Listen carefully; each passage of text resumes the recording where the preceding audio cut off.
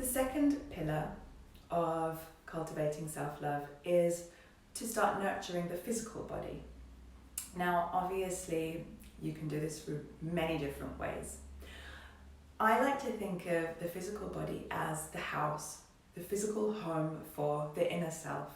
Whatever you call the inner self, maybe you call it the soul, the spirit, energy, whatever it is, I like to think of it as a house, because when you actually think of your physical home, where you actually live, or your car, your workplace, whatever it might be, you tend to do certain things to keep it nice. You clean it, you maybe put things in it that are pleasing to the eye, you maintain it. So with cars, obviously we take them for services, we change the oil every so often, or we should at least. But when you learn to do this for yourself, it's showing yourself a level of self-care. So this is where, or one of the ways that we can start to look at self-care, this opposite end of the spectrum, or what I think is the opposite end of the spectrum, it's one and the same. So for example, one way that you can start to nurture your physical body is to get more sleep, to maybe schedule in a little bit of you time. So maybe that's having a bubble bath alone, without the kids, without the rubber ducks and toys in the bathtub. Maybe it's taking yourself off for walks. Maybe it's just giving yourself 5 minutes at night where you, I don't know, kind of massage some lovely oil into your face. Or for me, I'm someone who I love having moisturized hands, and I will before bed just put a little bit of moisturizer on and just kind of give my hands a little bit of a massage. I work a lot with my hands, and it's nice for me at the end of the day to just show them a little bit of love.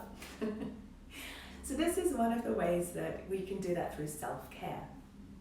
Another way that we can start nurturing the body is obviously by looking at what we're putting into it. So what are you eating? Are you eating a lot of processed foods? Are you feeling quite low on energy? Are you eating a lot of fatty foods? Are you having a lot of caffeine or alcohol? So showing your body some nurturing care through maybe switching out some of those things. So maybe having one less cup of coffee a day and switching to something herbal, maybe reducing the amount of alcohol, etc. Also, what are you putting on your body? So the skin is the biggest organ in the body, and actually it absorbs everything that goes onto it, whether that's chemicals in washing powder, moisturizers. If you're someone who uses very chemically moisturizers, this is also something that goes into your bloodstream, it goes into your body. So maybe nurturing physical health is something that can come from switching from chemical beauty products to things that are more natural, more wholesome. Things that you can essentially also eat.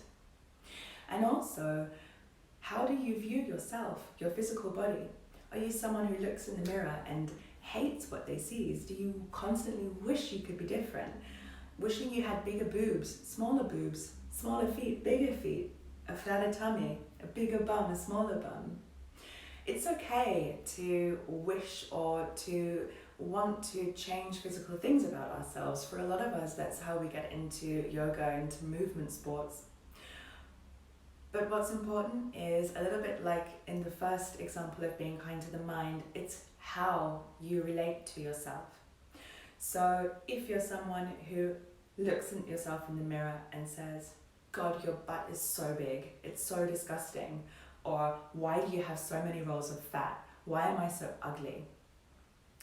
If you would never stand for your partner, friend, boss, stranger on the street, whoever, to stand in front of you and say those things to yourself, then maybe it's also time to stop saying them to yourself. So this ties into the first example of being kind to your mind. And also movement. So very often when we're feeling quite lethargic, quite dull, quite uninspired, it's because our energy is stagnant, and moving the body is one of the biggest and quickest and easiest ways to kind of loosen up and move that stagnant energy. Now, it doesn't have to be yoga. Obviously, I'm a massive advocate of yoga. I love it. But it might also be dancing. It might literally be putting on your favorite song in the morning and just dancing and getting your body free. Maybe it's gardening. Maybe it's bouldering. Maybe it's I have no idea, jumping from a plane and skydiving. You're not really moving so much there, but you get the picture. It's all about starting to move the energy in the body. And whatever way feels best for you is going to be the thing that gives you the most amount of energy. So if you're someone who hates going to the gym, you don't feel good there, you feel like everyone's looking at you, you don't know what to do with the machines, and actually it's just not your thing, then you're not going to get anywhere near as much out of it as if you're someone who loves to put on Britney Spears in the morning and dance around. So doing what lights you up, moving your body in ways that work for you, is such a great way to start bringing yourself into a space of nurturing your physical body.